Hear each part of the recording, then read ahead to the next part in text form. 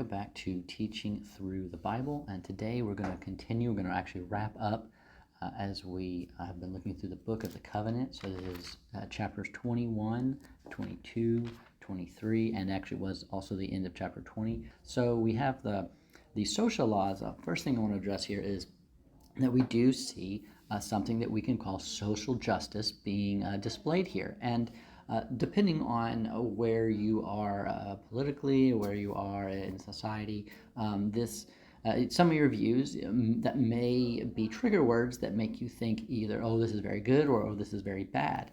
But we've got to understand that what we see in our society, even if it uses the same name, is not always the same, or even if it is in some ways, it's not always exactly the same as what we see in the Bible. So social justice is in the Bible you could say a good thing, right? Justice for society, the society, right? And so, when we see something in the Bible, we know this is good. That doesn't mean that the way that it's being utilized in our own world right now, today, is necessarily good. So you have stuff we'll just go ahead and look at this verse on the poor people. So you see in verse 25, so chapter 22, verse 25, if you lend money to any of my people with you who is poor, you shall not be like a moneylender to him. You shall not exact interest from him. So this is saying that basically other Israelites, if they need to borrow money, then you're not going to be charging interest. And now this doesn't mean that you can't do that from anyone. Theoretically, I guess you could do that to someone outside of the community, but not for God's other people. You're going to let them borrow with no interest. And even for those who you do allow to have interest, in those who it is okay, the Bible still is not okay with you having an exorbitant kind of interest. So you have these people called loan sharks in various places in town that are going to say, hey, we'll loan you some money, and then they just say, here's this crazy high percentage of how much interest there's going to be, because they're just trying to take all your money. They're not actually helping you in any way. They're actually just taking advantage of people who don't get paid till tomorrow, but they really have to have the money today for rent or for food or for something like that. And then they end up making so much less tomorrow because they have to pay so much on interest. And God is not okay with that. And so that's a social issue. That's a society problem. And so you have a need for justice in society. It's not just justice for the individual. That's important. We need to be made right before God. That's a very important aspect of what God is doing. But in the Bible, He's making all things new. And that includes not just the individual, but the group as well. So when we see here that you have verse 25 talks about not taking money illegitimately from other people, essentially. Before that, it says, verse 21, you shall not wrong a sojourner or oppress him, for you were sojourners in the land of Egypt. You shall not mistreat any widow or fatherless child. If you do mistreat them, and they cry out to me, I will surely hear their cry, and my wrath will burn, and I will kill you with a sword, and your wives shall become widows, and your children fatherless. So it's kind of like this just sort of situation where if you wrong these people, then the people in your family are going to become like them. And so now they're in the position that the people you were mistreating were in, and you yourself die. So this is a way that we see a kind of a justice that we don't really see in our society, but this is God's justice in society, and we see it's very different. And so when we see things that are different, we should take note of that, and we should notice. And there could totally be things that maybe we should be taking some principles and putting that in our own society. And that doesn't mean we have to have everything look exactly the same or have exactly the same punishments or all this kind of stuff. That's a different culture, and these laws are specific to this culture, but they come from the 10 Commandments. They come from the moral law. So remember, we have these different kinds of laws. These are civil laws. They're not moral laws. The 10 Commandments, that's the moral laws, and these are all built off of that. And so we should have moral laws the same, but then our civil laws will look different. But even as they look different, they are based off the same thing. And so we can still take principles from this. We can still look at these laws, and even if we don't apply them specifically in the same specific way for our specific context, we can still look at the principle, and we can still say, all right, here's the principle here. Like, for example, you need to take care of those who are widows. You need to take care of those who are orphans. We see that in the New Testament. We see James chapter 1 is taking care of widows and orphans in their affliction and keeping oneself unstained from the world. So we have that in the New Testament too.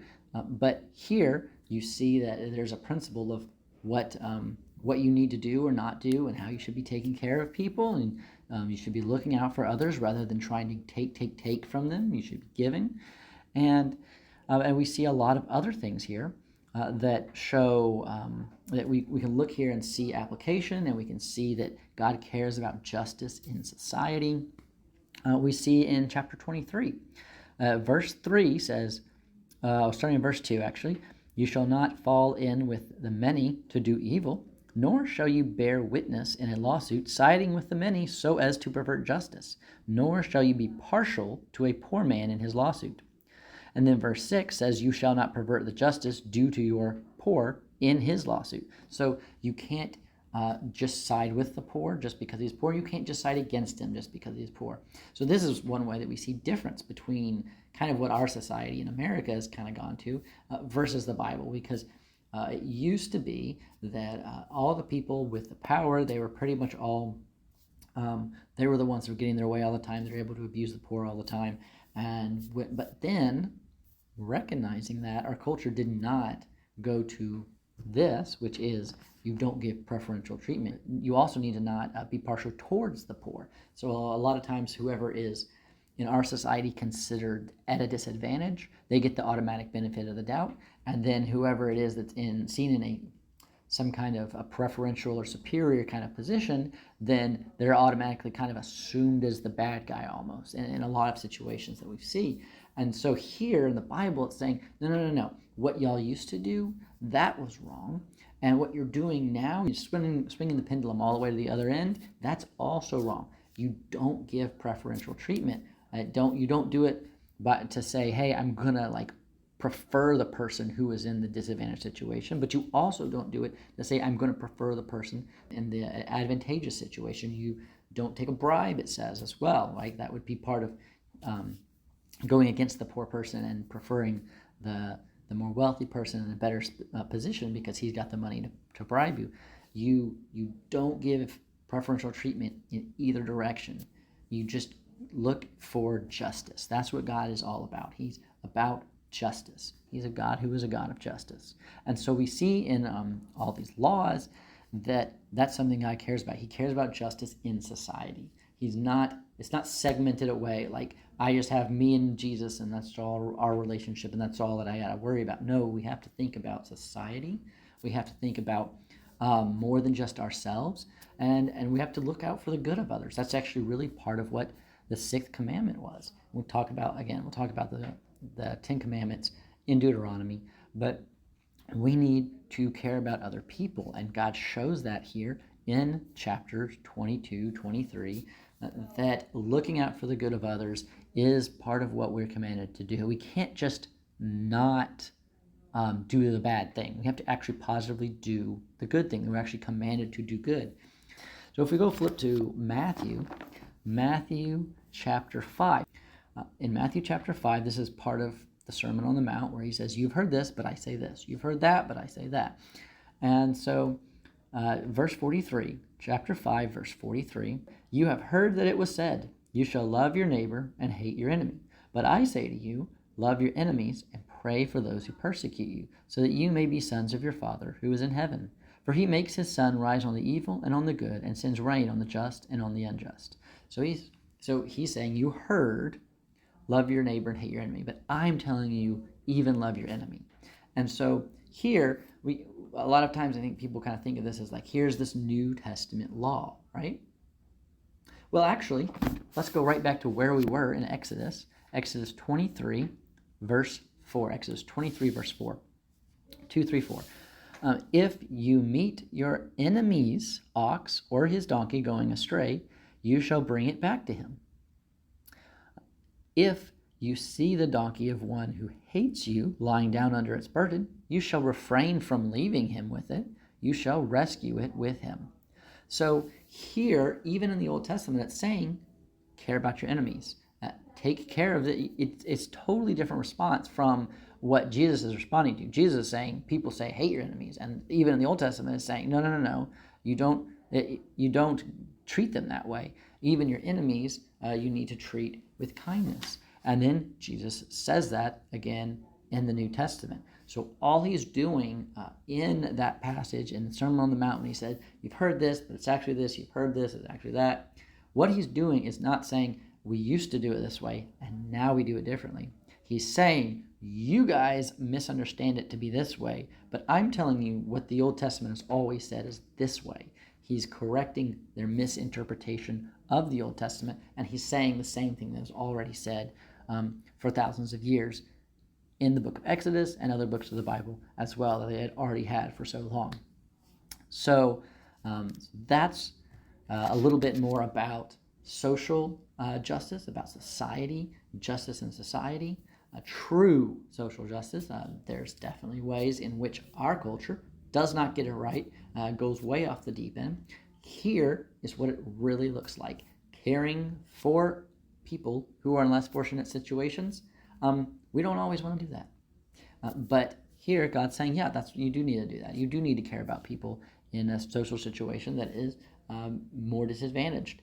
That you also have other verses. You have Proverbs that says talks about being lazy and how that's bad. And so you have to understand. You have to take the whole context of Scripture. You have to understand putting those things together and figuring that out. That takes wisdom. And you can't just like pluck out a verse in isolation and toss it and say we're doing that. But you do need to understand where God's heart is at, and His heart is for those in those situations, for those that are poor and widows and orphans, and He says, care about them. And again, I already quoted James chapter 1. At the very end of that chapter, you have James saying the exact same thing. It says this other places in the Bible.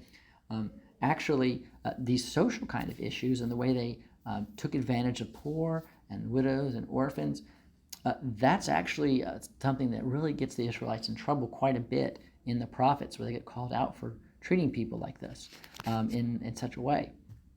So God really, really cares about this sort of thing. It's not just your relationship with Him that's very important, but it's also your relationship with everyone else around and how you treat other people.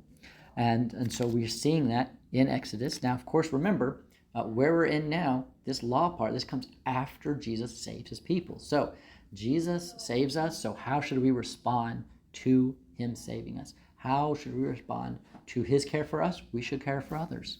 And of course, we can't do it to the same degree as Jesus. We're not perfect like Him, but that's what we're aiming for, right? We're trying to be Christians, then we're trying to be more like Christ, the Christ, Jesus. Let's look at, real quick, chapter 21, verse 24. Chapter 21, verse 24, it says, actually starting in verse 23, we looked at this last time, but if there is harm, then you shall pay life for life, eye for eye, tooth for tooth, hand for hand, foot for foot, burn for burn, wound for wound, stripe for stripe. So I want to go back into that a little deeper this time, because people think of this in kind of the wrong way, and they did in Jesus' day as well, and that's why He tried to correct them on that. So when you have these kinds of issues, what was it that it said right before that? Right, what we just read, what happened in the verse before? It said that the woman's husband shall impose on him, and he shall pay as the judges determine. So this is something that's not, you can't do this freestyle. You can't be a vigilante. This is something for the judge to determine. So the judge is supposed to make a just ruling. We've talked about the authority. We read in Romans that there is an authority, then God gives the governing authority the rule, and we need to respect that, and we don't just go off and do things and try to do our own justice. So in that eye for eye sort of thing, it's not saying what essentially I think was happening in Jesus' day, that, someone punches you and you just punch them right back, right? My kids do that. One of them pushes the other one down, and then they get back up, they get up and push the first one back down. Or they took my Lego, I'm going to take their Lego. This isn't about individuals between individual people. This is something that's on a more established, fair, and just level, using an actual judge, having someone who is actually designated in charge to make a judgment, right? So when my kids, one of them takes a Lego from the other kid, they come to me. That's what they're supposed to do. They come to me. They come to my wife, and hey, my sister took the Lego from me. Then I or my wife can make that judgment that we need to make for what is going to be the right way to handle it. They don't need to be doing that themselves. And so eye for eye, we got to take that in the context of a judicial system, of a system of authority, and how that should be working out. It's also kind of flipped on its end when we think of, like, what does this actually mean to do eye for an eye? It's actually meant not as something that's like, oh, I get to do this much, right? I can go this far as punishment. That person, they wronged me, and so I get to get back at them this much. That's not what it's going at. It's actually restraining. It's saying you can only go back this much. So you may not even necessarily go back that much. We read about a situation the other day where someone could say, yeah, this person, what they did, like, they need to die. But they could also just say, you can pay a ransom and a redemption of your life, and it will be this much or whatever. So in some cases, you can do less than, you can have mercy. But so the eye for an eye is not saying you get to take out his eye if he took out yours. No, it's saying the most you can do is that. Because when, if we're honest with ourselves, how does this normally work out, right? One person, maybe one of my kids comes up and kind of bumps into the other one, and then that second one says, oh, okay, you're gonna mess with me. All right, I'm gonna push you over, right? The other one says, oh, you're gonna push me. I'm gonna jump on you. Fortunately, that doesn't really typically go down that way, at least not at their age. But, with me and my brothers, when we were kids, yeah, that could totally be what happened. And so, you just it escalates and escalates. And God is saying, you can't escalate it. You can't do that. So eye for eye is not saying, hey, you get to have vengeance. It's not really about that. It's about, you can't escalate the situation. You can't keep going and going and going and making it bigger and bigger and bigger, as you go back and forth until it just explodes. You can't do that. That's not okay. And so that's really what that command is about. And they missed the point of that. And that's what Jesus was addressing when he talked about it in the book of Matthew. So now after that, we can move on to the Sabbath. We'll get to their next lesson, and we'll just kind of briefly go through that before moving on.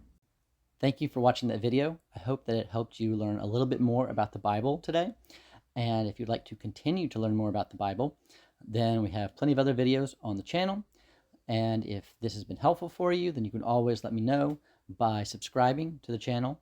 And hopefully I'll be able to continue to help you learn even more about God's Word. Thanks.